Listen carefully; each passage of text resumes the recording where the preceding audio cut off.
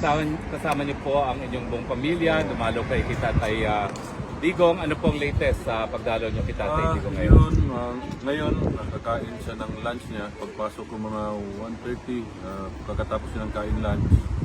Okay naman, masaya siya. Siyempre, pinangaralan niya yung mga apo niya. Okay naman. Ano naman ang pangaral niya sa mga apo niya? Huwag magsigarilyo, huwag mag-inom, at mag-aral na mabuti. Ay, hindi ba sinabing mag-abogado? Ito, pinapalipat na sa isang school sa Manila. Oo, para mag-aboga siya. Abogado. Ano pa po? May balita ba kayo tungkol sa Pilipinas na dinala sa kanya at anong reaksyon niya? Wala naman. Tinanong niya lang kung kumusta yung Davao. Sabi ko naman, okay naman yung pamamalakad ni Baste, yung kapatid namin. Yun. Tapos sabi niya, magsabihan daw siya. Kasi alam niya na si Baste minsan umiinit ang ulo pag nagsasalita. So sinabihan niya na kumalma lang. Yung panunumpa po niya, meron na pong arrangement. Sa ngayon wala pa akong alam sa abogado.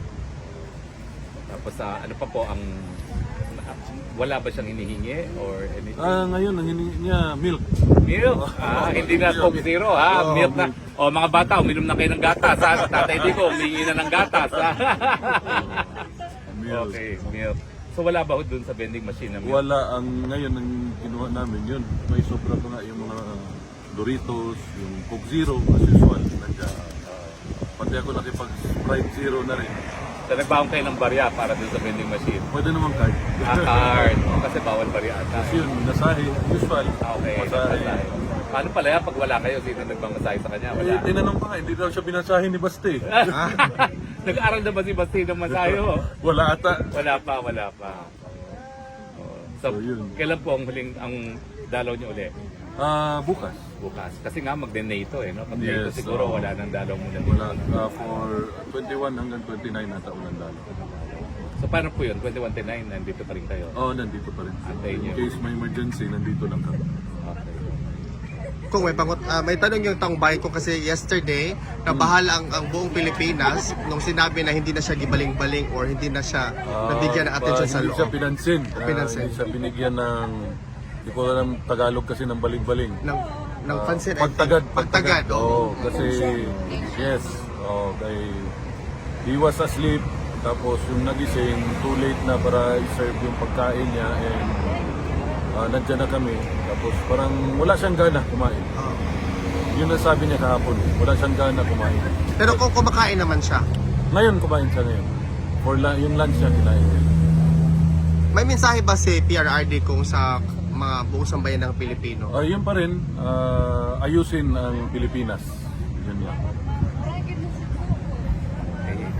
So, thank you very much. Kayo naman po, anong pang balita ngayon sa Kongreso?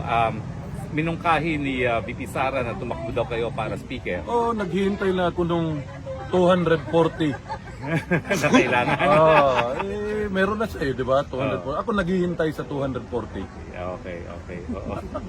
Pero ano po, sa tingin niyo kasi dati may tradisyon na kung sino tumakbo na speaker at hindi naging speaker, Maging minority. maging minority. Okay ba sa inyo maging minority? Ang balita ko ngayon, di na mangyayari yan. Kasi pag ang minority, pinapabubutuhan na rin ni ano ang pangalan niya? Mga tambalis-los. Tambalas na. Ano ba ho? Siya uli? 75,000 votes lang. Oo. Speaker, 75,000 votes. Walang kalaban, sir. Walang kalaban pa, pinadisqualify pa. Ganyan yan. Pero anong balita nyo? Yung mga ibang alternatibo, umatras na ba at talagang wala na ibang kalaban for speaker? Bukod sa inyo? Wala ko sinabing tatakbo ko speaker. Hindi nga. Naghihintay lang ako ng 240. Nag-aantay lang ng 240. Baka ako yung 241. Malinaw naman po yung malinaw. So, ano pa akong balita sa Kongreso? Kongreso? Yung Budget. Malapit na budgeting ulit. malapit ang budget ulit. Kung may pera pa. Anong balita ho with finality? Kasi pa-iba-iba sinasabi ng Kamara. Susunod ba sila doon sa ibabalik o papahiwatig sa Senado na handa nang maglitis sa Kongreso? Or dahil hindi raw nila tinanggap yung pagbalik ng impeachment complaint, anong balita ho doon? Nasa kanila na yan. Basta ang alam ko, yung kapatid ko ready na for that problem. Problem na yun. it's a democratic process. So, Ready to rumble, kumbaga. no. Ready for the blood. Kung uusapan niyo ba yung pag-take out ni Tatay Digong with respect sa pagkapanalo niya mayor? Mga lawyers yan. Okay. Hindi ako nakikialam. Hindi ba involved si Attorney Kaufman yan, sir? Or Sa, doon sa pag-arrange ng pag-take out niya? dapat from the consulate. Okay, Oo. okay. Dapat sa Pilipino siya mag-usap. Kung nalipay si tatay ko sa kapitas. Oo. Mas nalipay siya kung nastoryahan na mo iyang mga uyab. Murag nabuhi yan na. Asa mo yan ba? Daghan-daghan gito. Agoy. Dili na day usa. Dili oy. Daghan. Ayo kinako sawa. Siya lang.